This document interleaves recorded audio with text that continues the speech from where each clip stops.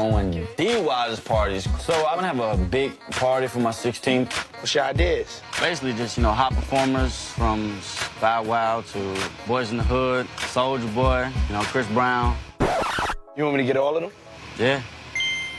Or you want a concert at your party? Yeah. We'll see what we can come up with. And plus, definitely want the party in Atlanta, because, ATL is where it's at. Rocking with us. And being for real. Speaking of your kids, this one showed up. Quincy, what up, Jay? Quincy. So Quincy showed up, and I got to know this kid in like the last year or two, and what a young man this kid is. You must be really proud of what he's been doing. Yeah, I'm just so proud the way that they've come out in the way that we've raised them. He's cryptic is for the sake of his son. Imagine having an enemy that has a position of influence in your child's life and knowing that that person sends you notes and messages every now and then. If you don't do this, if you don't do that, that boy is dead. Pops, I love you. Thank you for loving me. Thank you for inspiring. I've looked up to you and admired you. Diddy is a real. If you ain't come out of my ball sack, I can't you. Diddy be loving Quincy like that's his real child. Diddy is shaking right now after 50 Cent leaked receipts of him allegedly freaking off with Quincy when he was just young. I mean, we knew that the boys were probably also in on the crimes, but no one thought he was bending them over as well at those freak-off parties. And guess who is supporting 50 Cent's claims with even more proof? Al B, Quincy's biological father. A long relationship with Puff.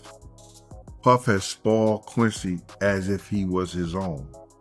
I used to hear rumors that Puff had adopted Quincy and he didn't. Okay, if you've been keeping up with Diddy, then you know that all his kids have been showing their support for him like their life depends on it. Even the twins, who a lot of people held back from dragging because they thought they were innocent, also spoke out for the first time a few days ago, and they defended him. When they were asked about the new 50 Cent documentary on Netflix, they slammed 50 by calling him a hater. Don't let the haters bring you down. Just keep going, keep chasing your passions and dreams no matter what. Do not let negative people get between you and your goals and dreams. But as I said, they aren't the only ones. Their brothers have also been riding for Diddy, and the worst part is that they also have their own SA allegations that they aren't done fighting. For example, Jaguar Wright claimed a while ago that Christian and Justin allegedly drugged and SA'd a girl called Love Jones. Monroe was live today with a young woman I think y'all need to reach out to. She's a subscriber, but she's also a content creator here on YouTube. She has over 50K subscribers. Her name is Love Jones. Today, Love Jones sat with Storm Monroe, and she talked about being with the Combs brothers last summer in a Sprinter, and she don't remember where they took her.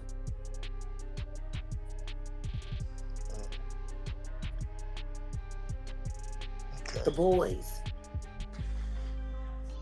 Right. And apparently, and King was more than DeLeon. Her body tingled all over. And it didn't really take much for people to eat this up, because Christian and Justin have been mentioned multiple times in Diddy's lawsuits for not just being witnesses to the things he was doing, but also allegedly actively participating in his crimes. In fact, as we speak, Christian is still fighting a whole SA lawsuit that was filed against him by a woman called Grace Omarque. She claims that Christian took advantage of her while she was working on a yacht that Diddy had chartered for a trip at the end of 2022. According to the lawsuit, Christian Combs groped her legs, breast, her behind, and V. The suit details audio recordings in which it states Omarque can be heard declining alcohol, saying she had to leave, and telling Christian Combs to stop touching her with what sounds like kissing noises in the background. His wood was erect, and he grabbed her arms and was trying to force plaintiff to perform on him. Anyway, during the last week of Diddy's trial, his son Justin also got hit with a nasty SA lawsuit that was filed against him by a Jane Doe, alleging that he took advantage of her back in 2017. She alleges that Justin used his father's celebrity status to lure her from Louisiana to LA, where she was literally held prisoner for a weekend and repeatedly taken advantage of by both Christian and Justin, as well as 2 other masked men. So basically what happened was, Justin contacted the woman on Snapchat, promising a TV job job opportunity. After a while of them texting, he began asking her for explicit photos, which she sent because she trusted him to keep them private. He then offered to fly her to LA for a weekend to advance her career. When she arrived, Justin picked her up in a black SUV and took her to a Beverly Hills property known as the Glass House. Over the weekend, he provided alcohol-ish, which she believed was laced, and pills. 3 masked men then arrived, whom she recognized as Diddy because she overheard Justin referring to him as Pops. She was threatened, taken upstairs, and allegedly group essayed by them. In between the alleged essay, they would shove ish down her throat. She said this continued through the entire weekend of her being there. After this, Justin drove her to the airport and threatened to release her photos. Oh, and that TV job he allegedly promised her? It never happened. Now mind you,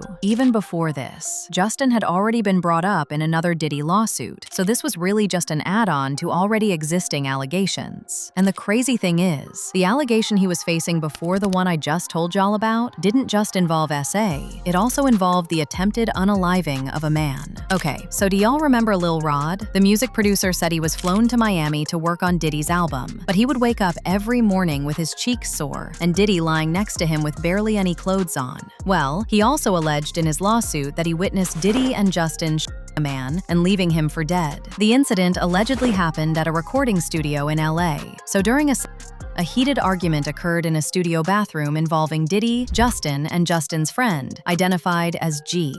Shots were fired inside the bathroom, and he saw Diddy and Justin walk out, while G was bleeding heavily from his torso on the floor in a fetal position. Lil Rod claims he helped G by applying pressure and calling an ambulance. Fortunately, G survived. However, in typical Diddy fashion, he allegedly tried to cover it up by instructing Lil Rod to tell police it was a drive-by outside, not inside. Lil Rod provided photos of blood in the bathroom and claimed Diddy and Justin hid during the police response. Now, when it comes to Quincy, there haven't been any SA allegations filed against him, but that doesn't mean he's in the clear. He has continuously supported Diddy, even after his biological dad, Al B accused Diddy of being behind the death of Kim Porter. Well, it looks like we finally know why Quincy is still Team Diddy, and it isn't because of the money, y'all. Word on the street is Diddy may have been inappropriately touching Quincy since he was 16 because he wanted to get intimate with Al B.